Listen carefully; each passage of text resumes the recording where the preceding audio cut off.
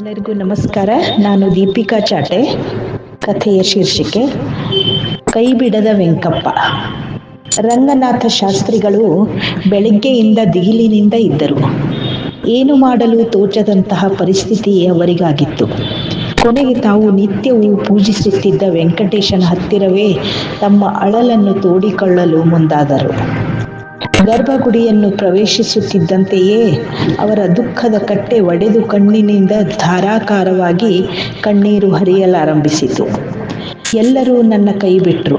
ನೀನು ಬಿಡುವುದಿಲ್ಲವೆಂಬ ನಂಬಿಕೆ ನನಗಿತ್ತು ವೆಂಕಪ್ಪ. ನನ್ನ ಮಕ್ಕಳೂ ಪಟ್ಟಣ ಸೇರಿದರು. ನನಗೆ ಕೆಡುಕೆನಿಸಲಿಲ್ಲ. ಅವರ ಬದುಕನ್ನು ಅವರು ರೂಪಿಸಿಕೊಳ್ಳುತ್ತಾರೆ ಎಂದುಕೊಂಡೆ. ನನ್ನ ಹೆಂಡತಿ ಕೂಡ ಹಳ್ಳಿಯ ಸಹವಾಸ ಸಾಕು, ಇನ್ನು ಮಕ್ಕಳ ಜೊತೆ ಹಾಯಾಗಿರಬೇಕೆಂದು ನನ್ನನ್ನೂ ಲೆಕ್ಕಿಸದೆ ಹೊರ ನಡೆದಳು. ಮನಸ್ಸಿಗೆ ಸ್ವಲ್ಪ ಕಾಲ ಕೆಡುಕೆನಿಸಿದರೂ ನನ್ನ ಕಣ್ಣ ಮುಂದೆ ಯಾವಾಗಲೂ ನೀನಿರುವಾಗ ನಾನೇಕೆ ದುಃಖ ಪಡಬೇಕು ಎಂದುಕೊಂಡೆ. ನಿನ್ನನ್ನೇ ನಂಬಿದೆ, ನಿನ್ನನ್ನೇ ಪೂಜಿಸಿದೆ. ಆದರೆ ನನ್ನ ಸೇವೆ ನಿನಗೆ ಬೇಡವಾಯಿತೇ? ನನ್ನನ್ನು ಹೊರಗಟ್ಟಲು ಸರ್ಕಾರ ತುದಿಗಾಲಲ್ಲಿ ನಿಂತಿದೆ. ಈಗ ನಾನೇನು ಮಾಡಬೇಕು? ನಾನೆಲ್ಲಿಗೆ ಹೋಗಲಿ? ನಿನ್ನನ್ನು ಬಿಟ್ಟು ನನಗಾರಿದ್ದಾರೆ? ಕರುಣೆಯ ಕಡಲು ನೀನು, ನಂಬಿದವನಿಗೆ ಅಂಬಿಗ ನೀನು. ಎಂಥ ಪರಿಸ್ಥಿತಿ ತಂದೊದಗಿಸಿದೆಯಪ್ಪ ವೆಂಕಪ್ಪ. ಒಂದೇ ಸಮನೆ ಪರಿತಪಿಸುತ್ತಾ ವೆಂಕಟರಮಣನ ಪಾದಕ್ಕೆ ಎರಗಿದರು ಶಾಸ್ತ್ರಿಗಳು. ಒಂದೇ ಸಮನೆ ಗುಡಿಯ ಪ್ರಾಂಗಣದಲ್ಲಿ ಗದ್ದಲ ಗಲಾಟೆ ಶುರುವಾಯಿತು. ಎಲ್ಲರ ಬಾಯಲ್ಲೂ ರಂಗನಾಥ ಶಾಸ್ತ್ರಿಗಳ ಗುಣಗಾನ. ಊರಿಗೆ ಊರೇ ಸರ್ಕಾರಕ್ಕೆ ಧಿಕ್ಕರಿಸುತ್ತಿದೆ. ರಂಗನಾಥ ಶಾಸ್ತ್ರಿಗಳು ಸುಮಾರು 5 ದಶಕಗಳಿಂದಲೂ ಪೂಜಿಸಲ್ಪಡುತ್ತಿದ್ದ ವೆಂಕಟರಮಣನ ಮೂರ್ತಿ ಭವ್ಯವಾಗಿತ್ತು. ಕಣ್ಣಿನಲ್ಲಿ ವಾತ್ಸಲ್ಯ ಹೊರಸೂಸುವಂತಿತ್ತು. ಮುಖದಲ್ಲಿ ಕಿರುನಗೆ ಮನೆ ಮಾಡಿತ್ತು. ಶಾಸ್ತ್ರಿಗಳ ಪರಿತಪನೆಗಾದರೂ ಕಣ್ಣು ಬಿಡಬಾರದೇ? ಜನರ ಕೂಗು ಒಂದೇ ಸಮನೆ ಸಾಗಿತ್ತು. ವೆಂಕಪ್ಪನ ಪಾದಕ್ಕೆರಗಿ ಮಲಗಿದ ಶಾಸ್ತ್ರಿಗಳು ಹಾಗೆ ಎಚ್ಚರ ತಪ್ಪಿ ಬಿದ್ದಿದ್ದರು. ಅವತ್ತೇ ಸರ್ಕಾರದ ಅಧಿಕಾರಿಗಳು ದೇವಸ್ಥಾನಕ್ಕೆ ಬಂದು ಮುಂದೇನು ಮಾಡಬೇಕೆಂದು ನಿರ್ಧರಿಸುವವರಿದ್ದರು.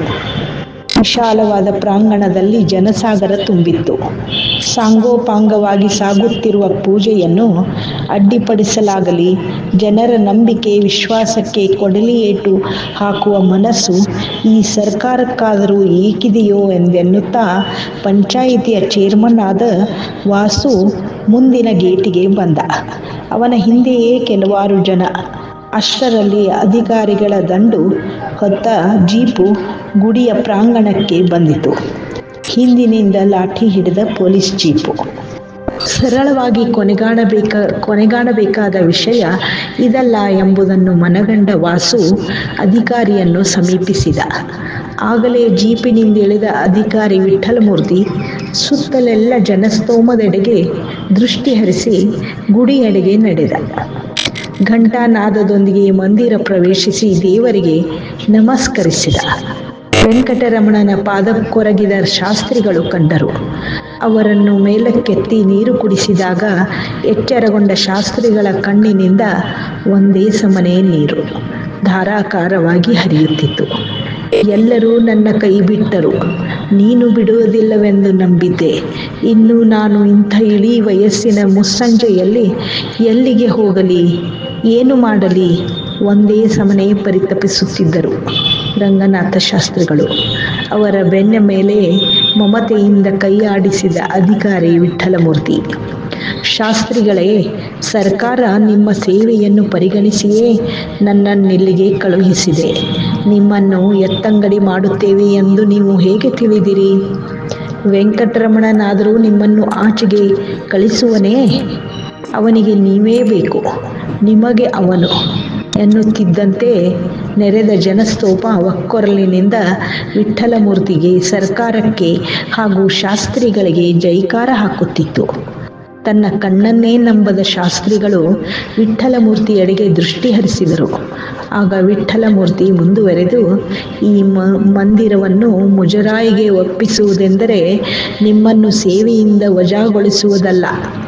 ನಿಮಗೆ ತಿಂಗಳು ಸಂಬಳವನ್ನು ಸರ್ಕಾರ ಕೊಡುತ್ತದೆ. ಗುಡಿಯ ಅಭಿವೃದ್ಧಿ ಕಾರ್ಯ ಕೈಗೊಂಡು ಸುತ್ತಲಿನ ಜನ ಬಂದಾಗ ಉಳಿದುಕೊಳ್ಳುವ ವ್ಯವಸ್ಥೆ, ನೀರಿನ, ಊಟದ ವ್ಯವಸ್ಥೆ ಮುಂತಾದವುಗಳನ್ನು ಮಾಡುತ್ತದೆ. ಅಲ್ಲದೆ ಇದನ್ನೊಂದು ಪ್ರವಾಸಿಗರ ಸ್ಥಳವಾಗಿ ಪರಿವರ್ತಿಸಿ ಸದ್ಭಕ್ತರು ಹೆಚ್ಚಿನ ಸಂಖ್ಯೆಯಲ್ಲಿ ಬರುವಂತೆ ಮಾಡಲಾಗುತ್ತದೆ. ನಿಮಗಾಗಿ ಒಂದು ಮನೆಯನ್ನು ಕೂಡ ಇದೇ ಪ್ರಾಂಗಣದಲ್ಲಿಯೇ ಕಟ್ಟಿಕೊಡಲಾಗುವುದು. ಅಂದರೆ ಒಂದು ನಿಮಿಷವೂ ನೀವು ವೆಂಕಟರಮಣನನ್ನು ಬಿಟ್ಟಿರಲಾರದಂತೆ ಹ ಹ ಹ ಹ ಎಂದೆನ್ನುತ್ತಿದ್ದಂತೆ ಶಾಸ್ತ್ರಿಗಳ ಹೃದಯ ತುಂಬಿ ಬಂದಿತು.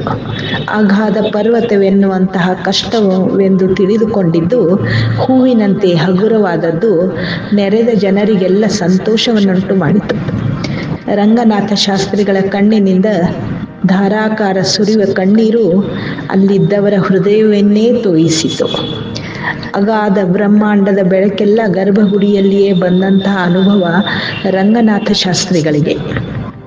ವಾಸುವಿನಿಂದ ವಿಷಯ ತಿಳಿದ ಶಾಸ್ತ್ರಿಗಳ ಹೆಂಡತಿ ಕೂಡ ಶಾಸ್ತ್ರಿಗಳದು ಇಂತಹ ದೈವಭಕ್ತಿ, ನಿರ್ಮಲ ಮನಸ್ಸು.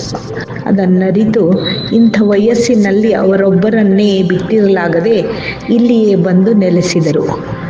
ಊರ ಜನರಿಂದ 108 ಕಾಯಿ ವೆಂಕಪ್ಪನಿಗೆ ಒಡೆಯಲಾಯಿತು. ಧನ್ಯವಾದಗಳು.